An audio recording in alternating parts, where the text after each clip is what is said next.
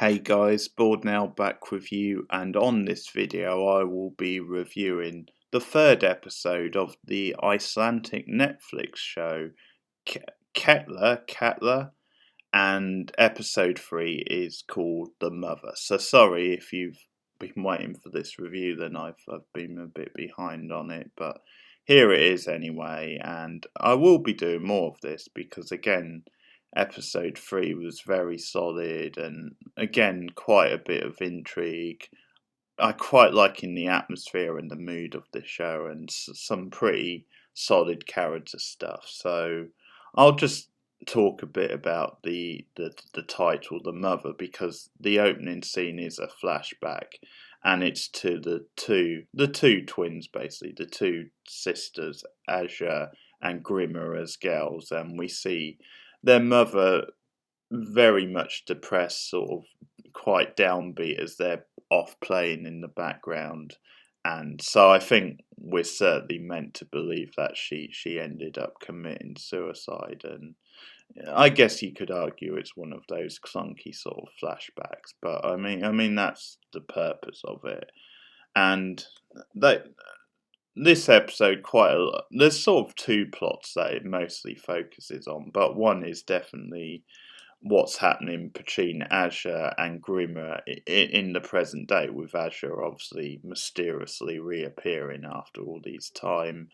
And I will say, every scene with those two involved, I absolutely love. I'm totally engrossed in their drama, their relationship. I think because both of them are really good actresses, but they're quite different. They do have that sort of feel of siblings where you can sense that they are siblings. You get the sense of chemistry and you believe in them as sisters, but also you can see that they do have sort of subtle, unique sort of differences. And I think because they've cast the actresses so well, you believe each one in their role.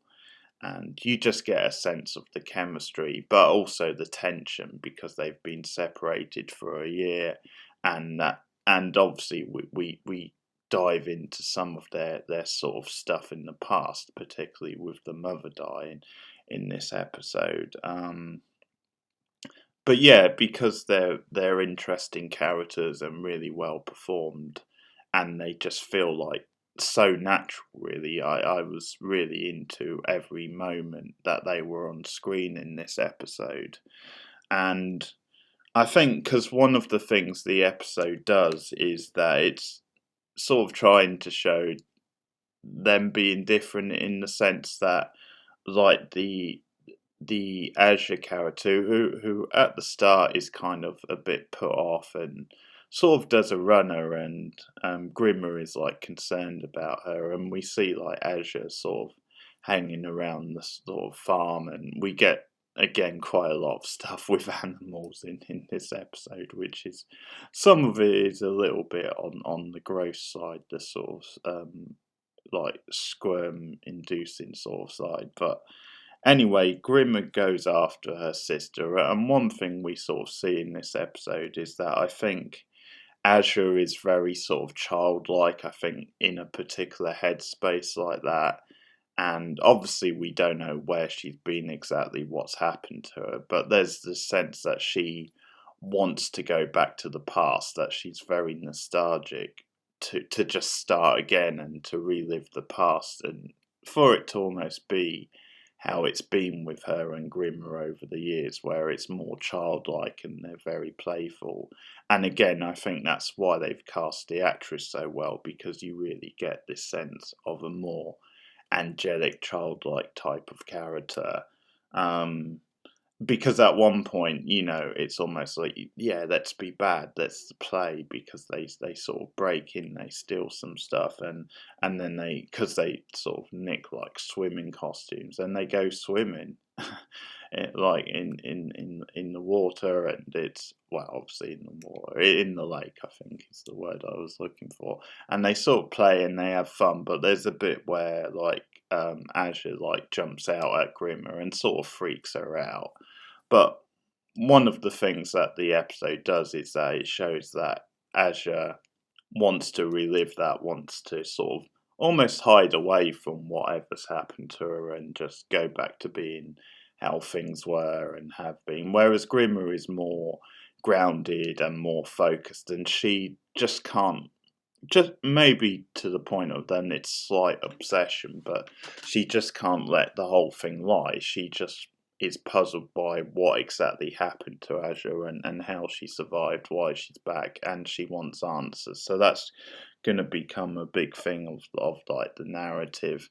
I will say there's a couple of maybe slightly soapy type moments in the episode I weren't so keen on. So, for example, Grimmer's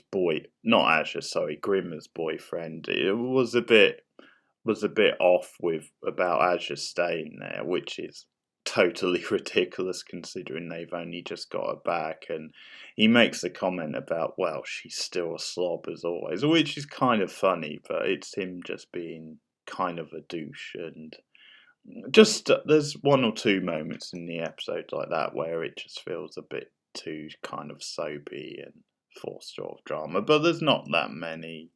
Um, and another thing to say is actually, I did actually like some of the use of sound in this episode and the sense of kind of gross out or sort of like gooey type horror type stuff. And that's because, of course, the characters are still who came back from the volcanic place is they're still obviously covered in ash or still recovering from that. So there's a nice use of sound where one of them at one point is like washing themselves and you get that sort of thing of them like sort of scrubbing their bodies. So it's a nice use of sound actually and that quite effective.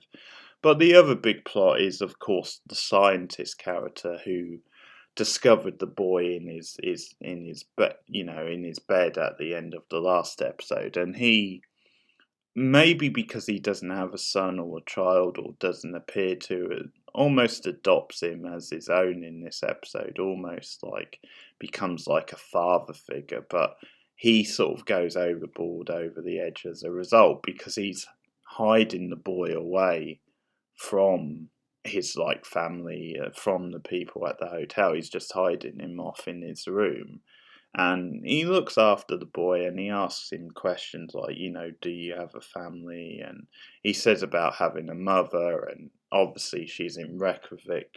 He at least assumes because that's where the survivors were sort of sent to mostly. But he also mentions, how, or the boy mentions how he had a parrot apparently, and he clipped his wings. I'm not quite sure what that's about, but the whole thing is that by the end of the episode, I think because the boy says some disturbing things, and the boy calls him father, so the boy is in that sort of frame of mind. And obviously, the way this show is with the mystery behind it and some of the strange, who knows? I mean, this could be his father. We've had other sort of strange sort of claims like that, but in any case, because he starts calling him father and starts acting sort of quite weird, it freaks the guy out, and he ends up locking the boy away. In this cold, it's in a shed, so he gives him a blanket and that, but it's very cold, so it's quite dangerous. So yeah, things get out of hand, and the kind of weird sort of end to the episode is that the boy uses the phone in the barn or the shed, whatever it's meant to be, and he ends up calling his mother. He gets through to her like in a car, and that's kind of the sort of cliffhanger ending. So I mean, how I guess he just knew the number maybe, but I don't know. It's just weird that he got through to her from this place on the phone. So there's some interesting stuff going on that side of the plot as well.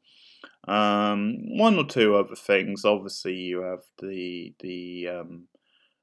doppelganger plot with the woman in hospital claiming that Thor's the father. Well, she's confronted by the older, version of herself or lookalike, and they sort of have quite frosty exchanges because she just doesn't buy what she's claiming that Thor's the father. Then they had a relationship. or that there's any sort of like connection between the two of them. But she also says that Thor lost his wife, which sort of changes the tone of the other one. But at one point, Thor does come to the hospital and like sort of see, because they're both there, because they sort of want answers. And what's interesting is that Ford doesn't actually deny it in that scene. He doesn't actually deny, because he says he sort of met her when she first came into town, but when the other one asks him, he doesn't actually deny it in that scene, which is quite sort of interesting. So there you have it. So there's again some intrigue sort of building there. Another detail that's sort of just mentioned here, and that's by the like the police guy, the lead sort of sheriff in the town. Just meant because obviously he's looking after his. I think it's meant. Yeah, it's his wife who's got this really severe illness. And again, we have some quite weird, macabre sort of scenes between them, with him sort of driving her around and, doing her up in the morning. And I mean, what's sort of revealed is that because obviously they can't have a physical relationship, is that he's longing for sex, basically. He's kind of missing that sort of thing.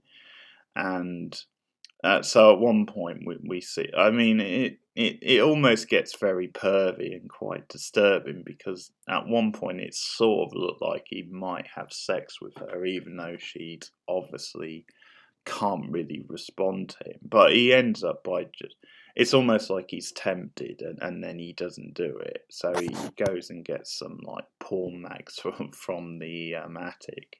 So that's how he.